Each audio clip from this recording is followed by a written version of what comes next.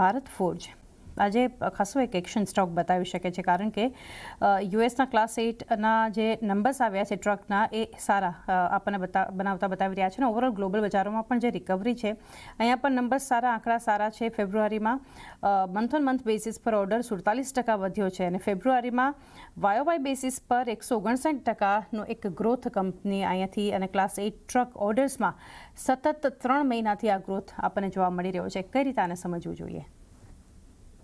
જે Bharat forge of course એનો એક સારી કંપની છે અને ઓવરઓલ પણ અગર તમે જુઓ તો ડિફેન્સમાં પણ હવે એમની એન્ટ્રી થઈ છે અને ડિફેન્સ આ જે રીતે જઈ રહ્યું છે બધું જીઓપોલિટિકલ ક્રાઇસિસ, ત્યાં પણ તમને જો તો એક સારો એવો ગ્રોથ હશે. મે બી 20% ગ્રોથ આવતા વર્ષોમાં એ લોકો ડિફેન્સમાં જોશે. પ્લસ આ તમે જે રીતે કીધું ક્લાસેટનો, એમાં પણ આઈ થિંક એમનો એક સારો એવો ઓર્ડર બુક રહેશે.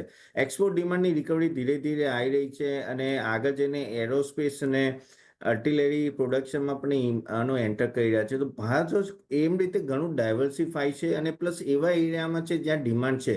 પ્લસ તમે લોકોની ટેકનોલોજી પણ જો કે સારી છે.